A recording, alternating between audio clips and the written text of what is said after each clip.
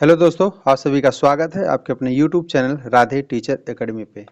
तो आइए दोस्तों, जैसा कि आप लोग जान रहे हैं कि हम इलाहाबाद इलाहाबाद हाई कोर्ट के लिए हिंदी करवा रहे हैं, जिसमें से देखिए आप लोगों को हिंदी का प्रैक्टिस सेट मिल रहा है।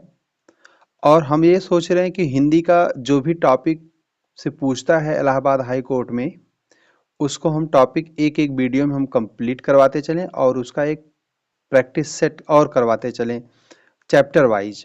जैसे समास है, समास का हम पहले थ्योरी बता दें, उसके बाद हम एक वीडियो उसका प्रैक्टिस सेट करवा दें। फिर इसी तरीके से विलोम का और मुहावरे का, इसी तरीके से जो भी टॉपिक आने वाली है आपके इलाहाबाद हाई कोर्ट में, सब हम करवाते चले जा रहे हैं। अब आपके पास ज़्यादा समय नहीं बचा है, इसलिए लग जाइए खूब अच्छे ढंग से तैयारी में। तो चलिए देर ना करते हुए वीडियो को हम स्टार्ट करते हैं। तो देखिए टॉपिक दिया क्या है, समास। हम अगर समास की बात करें तो समास में सबसे पहले जान लें कि समास का अर्थ क्या होता है। अगर हम बात करें समास के अर्थ की, समास का अर्थ क्या होता है, तो समास का अर्थ होता है संक्षेप। क्या होता है? संक्षेप होता है या संक्षिप्तीकरण होता है। और अगर हम बात करें और क्या होता है, तो मतलब छोटा करना होता है। समास का अर्थ क्या होता है? छोटा करना, संक्षेप या संक्षिप्तीकरण होता है। और अगर हम समास के विलोम की बात करें, क्या समास के विलोम की बात करें, तो समास का विलोम हो जाएगा व्यास होता है। समास का विलोम क्या होता है? व्यास होता है। अगर हम बात करें समास कितने शब्दों से मिलकर बना है, तो समास दो शब्दों से मिलकर बना है। कौन कौन से? एक सम और दूसरा आस। क्या बना है? एक सम और दूसरा आस से बना है। अगर हम सम का बात करें तो सम का अर्थ क्या होता है? सम का अर्थ होता है क्या? यह एक, मतलब सम का अर्थ सम्यक, संपूर्ण। और अगर हम बात करें सम क्या है, सम एक उपसर्ग है। सम क्या है? एक उपसर्ग है। और सम का अर्थ क्या होता है?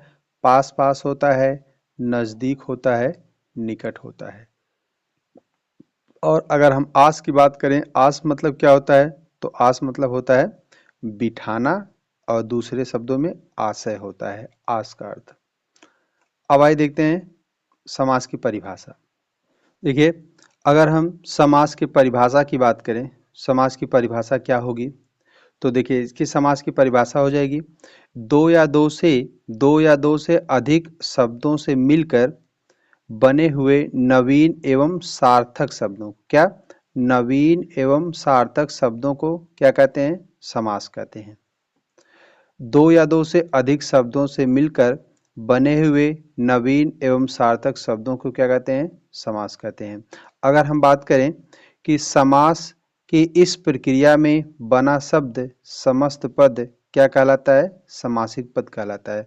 समास की इस प्रक्रिया में बना शब्द समस्त पद या समासिक पद कहलाता है।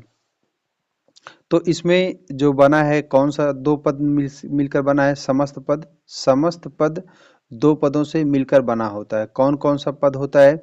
एक इसमें पूर्व पद होता है और एक उत्तर पद होता है। अगर हम पूर्व पद की बात करें तो जो पहला पद होता है वह पूर्व पद होता है, और जो बाद वाला लिखा जाता है वो क्या होता है?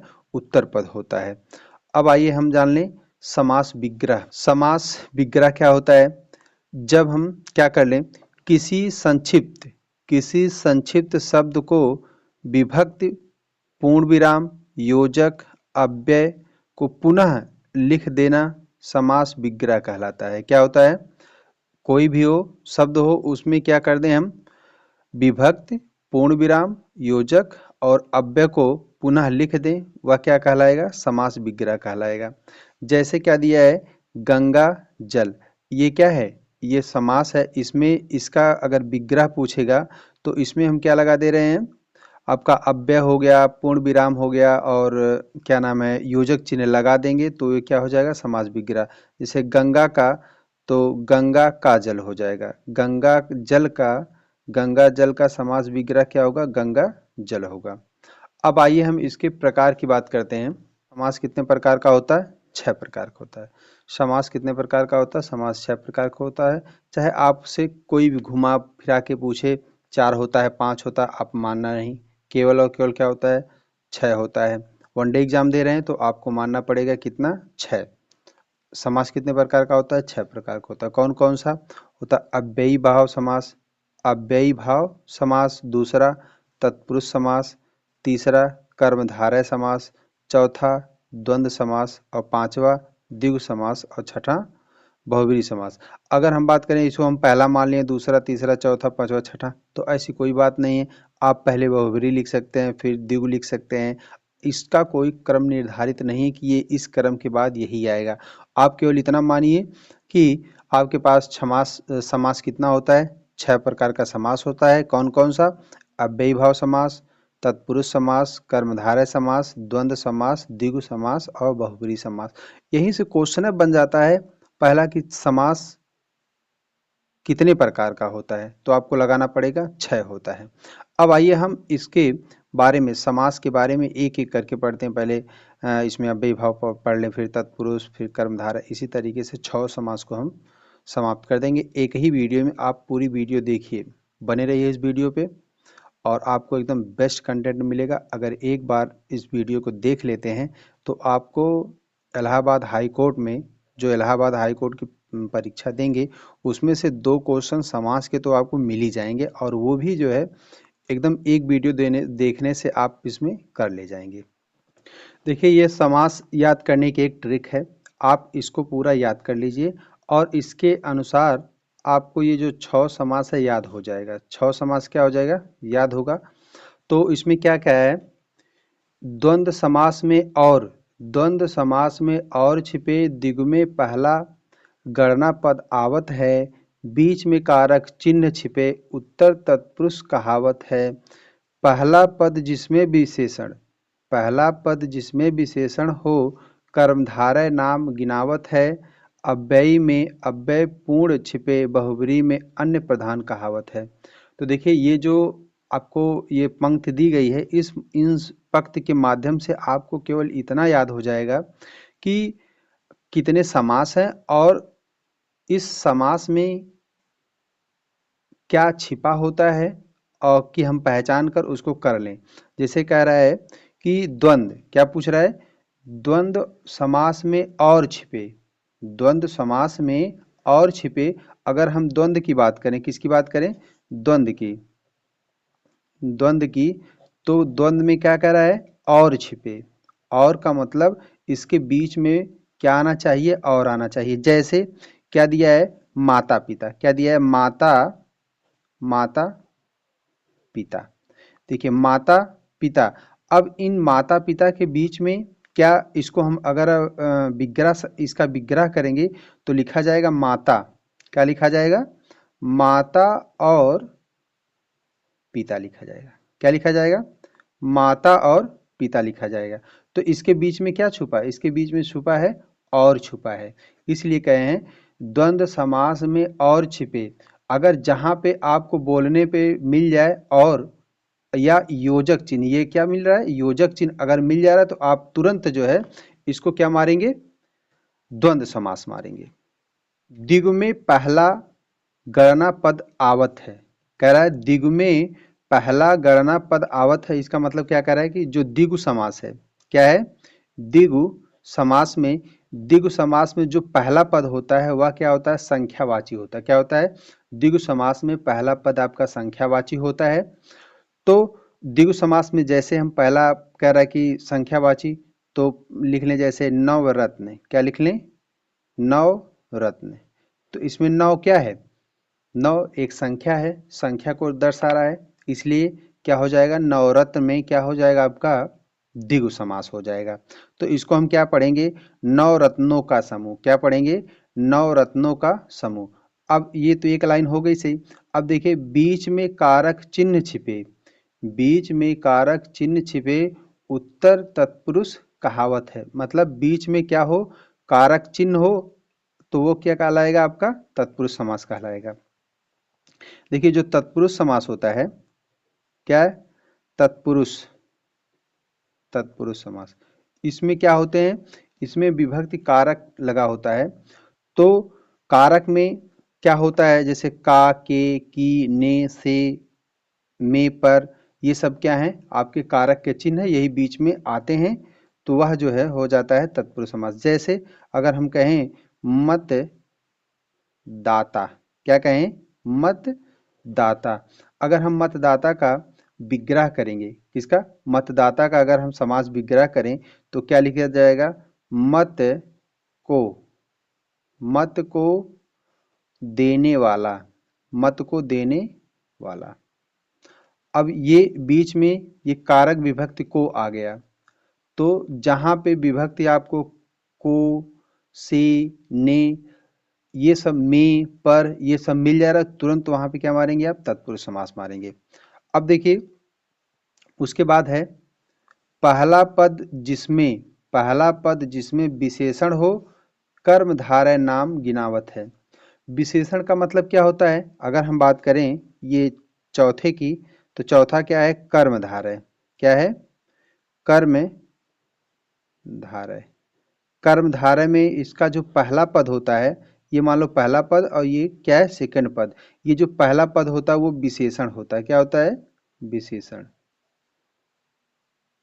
विशेषण, विशेषण। पहला पद क्या होता है, विशेषण होता है। तो इसमें इसका मतलब ये होता है कि ये दूसरे शब्द की ये क्या होता है, विशेषता बताता पहला पद। जैसे कर्मधारय में हम क्या ले लें, जैसे नील गाय, क्या है, नील गाय, नील गाय। तो इसमें ये पहला पद नील है, दूसरा क्या है, गाय है। अब ये दूसरे पद की विशेषता बता रहा है जो नील है, कि यह आपकी जो गाय है वह नीली गाय है। तो ये क्या हो जाएगा, आपका विशेषण होगा, क्या होगा, विशेषण। और ये क्या हो जाएगा, विशेष्य हो जाएगा, क्या होगा, विशेष्य हो जाएगा। अब देखिए इसमें उसके बाद कह रहा है कर्मधारय नाम गिनावत है, तो कर्मधारय हो जाएगा। फिर उसके बाद कह रहा है अव्ययी में अव्यय, अव्ययी में अव्यय छिपे बहुब्री में अन्य प्रधान कहावत है। तो अगर हम अव्ययी भाव की बात करें, किसकी बात करें, जो अव्ययी भाव है, ये अव्ययी भाव है, इसके प्रारंभ में क्या होता है, जो अव्यय छुपा होता है, जिसका व्यय ना हो, जिसका अर्थ चेंज ना हो, तो वह क्या होता है, अव्ययी भाव समास होता है। इसमें इसमें सभी में क्या लगा होता है, पहले में उपसर्ग लगा होता है, क्या होता है, उपसर्ग। जैसे मान लें अगर हम अव्ययी भाव की बात करें तो इसमें क्या कर दें, प्रतिदिन। तो प्रतिदिन में ये क्या, पहला पद प्रति है, दूसरा क्या है, दिन है। तो ये जो प्रति है ये कभी चेंज नहीं होता, ये कभी चेंज नहीं होता है। और ये क्या है, एक उपसर्ग है, क्या है, उपसर्ग है। तो जहां पे प्रथम में उपसर्ग दिख जाए वहां पे क्या है, अव्ययी भाव समास होगा आपका। उसके बाद छठा, छठा क्या है, बहुब्रीहि समास। छठवां क्या होगा, बहुब्रीहि समास। अगर हम बहुब्रीहि की बात करें, बहुब्रीहि समास की, तो बहुब्रीहि समास में होता है कि दोनों पद हैं, जैसे मान लो ये फर्स्ट और ये सेकंड पद हैं, तो ये दोनों पद क्या होते हैं, अप्रधान होते हैं, और ये दोनों पद मिलकर किसी तीसरे पद की क्या करते हैं, किसी तीसरे पद की ओर संकेत करते हैं, तो वह हो जाता है बहुब्रीहि समास होता है। जैसे अगर हम बात करें नीलकंठ, क्या है, नीलकंठ। अगर हम नीलकंठ की बात करें तो इसमें क्या आ जाएगा, नीलकंठ। तो इसका मतलब है नील है कंठ, जिसका अर्थात नील है कंठ, जिसका अर्थात वह कौन है, शिव है। तो नील अपनी जो है विशेषता ये भी खो दे रहा है, कंठ भी अपनी विशेषता खो दे रहा है, तो और किसकी धारण कर ले रहा है, जो शंकर भगवान शिव हैं उसकी धारण कर ले रहा है। ये समझ लीजिए कि जितने देवी देवता से संबंधित शब्द हैं वो सब क्या कहलाएंगे, आपके बहुब्रीहि समास कहलाएंगे। ये तो थी एक ट्रिक के माध्यम से आप इसको याद कर लेंगे। द्वंद्व में छिपे, द्वंद्व में और छिपे दिग में पहला गणना पद आवत है, बीच में कारक चिन्ह छिपे उत्तर तत्पुरुष कहावत है। पहला पद जिसमें विशेषण हो कर्मधारय नाम गिनावत है। अव्ययी में अव्यय पूर्व छिपे बहुब्रीहि में अन्य प्रधान कहावत है। तो इसको आप याद कर लीजिए, इसके माध्यम से आपको पता चल जाएगा कि कौन किस में क्या विभक्ति है। अब आइए हम एक एक पे चर्चा करते हैं कि अव्ययी भाव समास क्या है, तत्पुरुष समास क्या है, एक एक हम समास लेते हैं और उसकी व्याख्या करते हुए समझाते हुए चलते हैं। आइए देखते हैं पहला समास। देखिए अव्ययी भाव समास।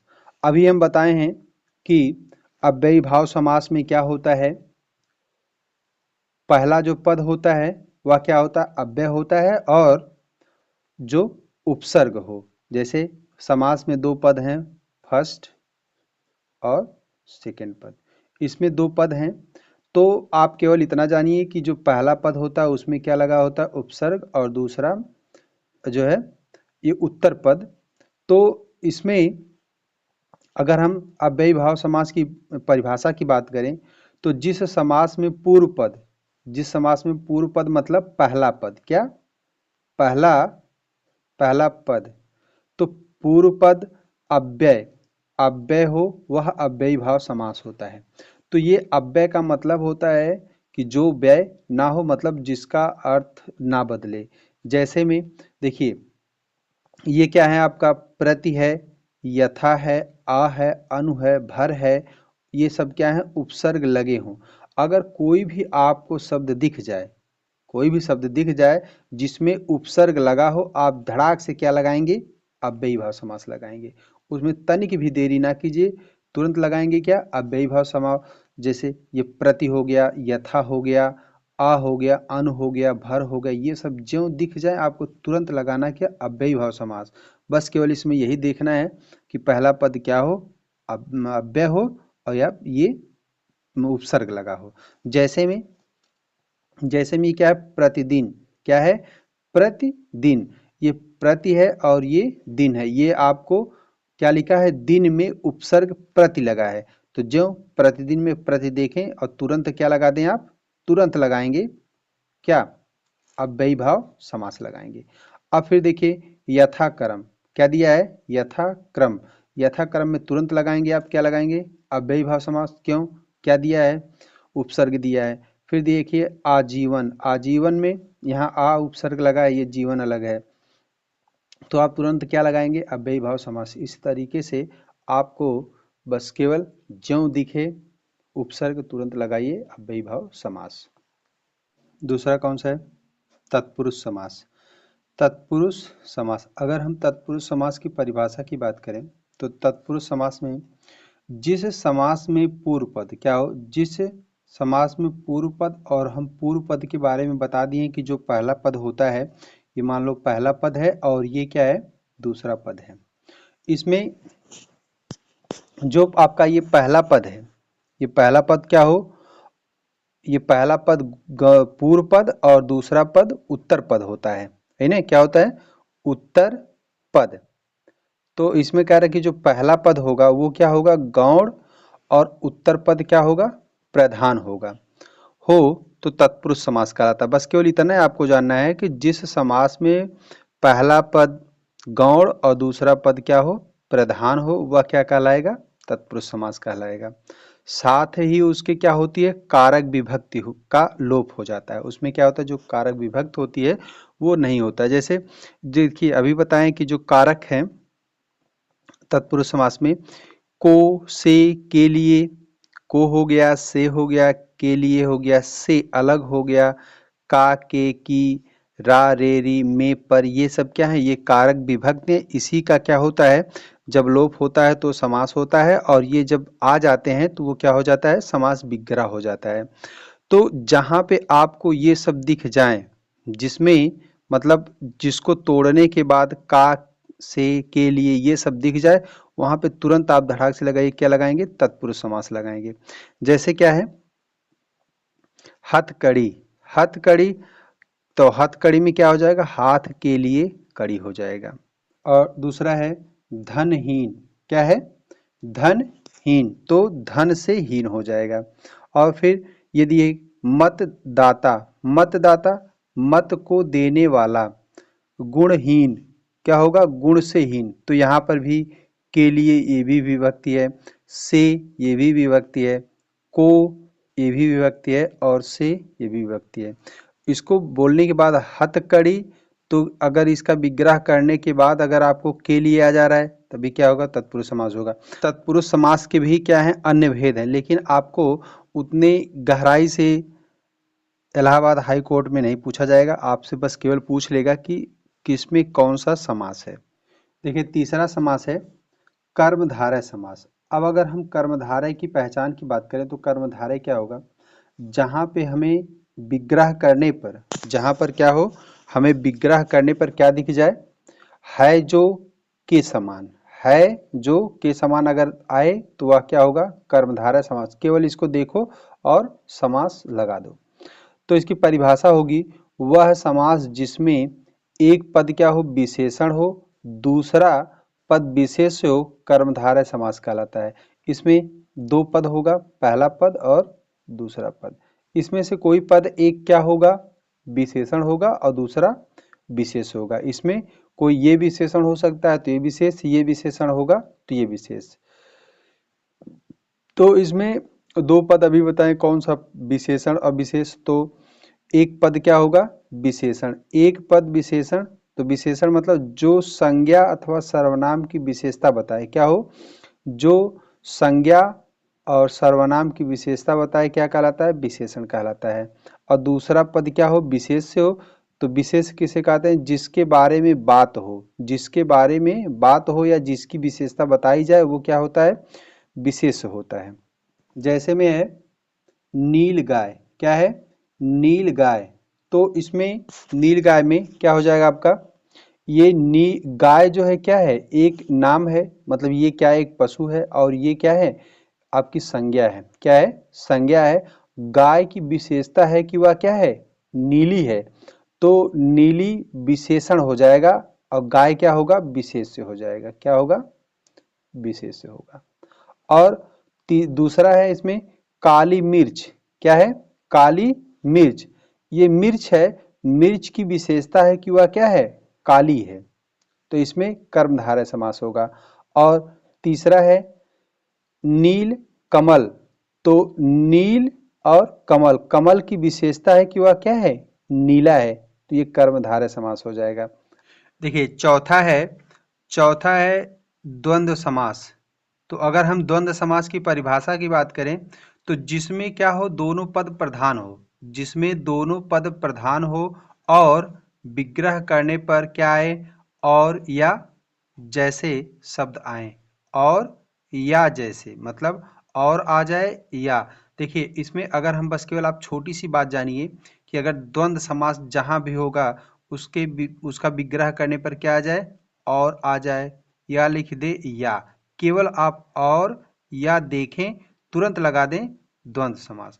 और इसके बीच में क्या आ जाता है, योजक चिन्ह आ जाता है। क्या आ जाता है, योजक चिन्ह आ जाता है, तो वह क्या होता है, द्वंद्व समास होता है।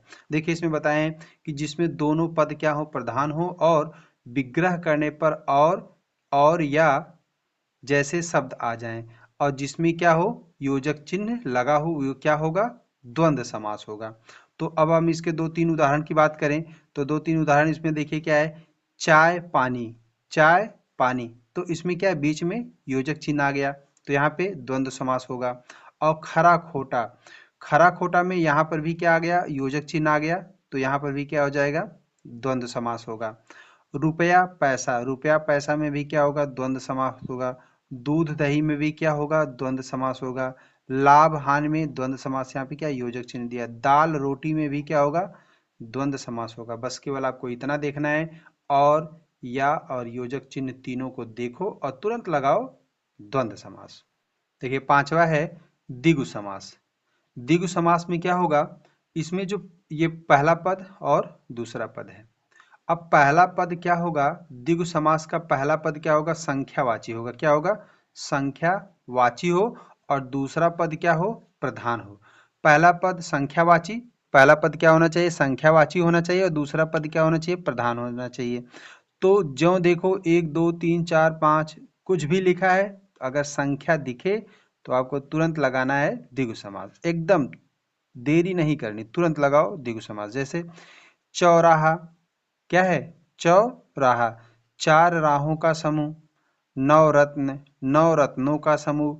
और नवरात्र, नवरात्रियों का समूह। तो यहाँ पे क्या दिख रहा है, चौ मतलब 4, 9 दिख रहा है, 9 दिख रहा है, तुरंत आप क्या लगाएंगे, द्विगु समास लगा देंगे।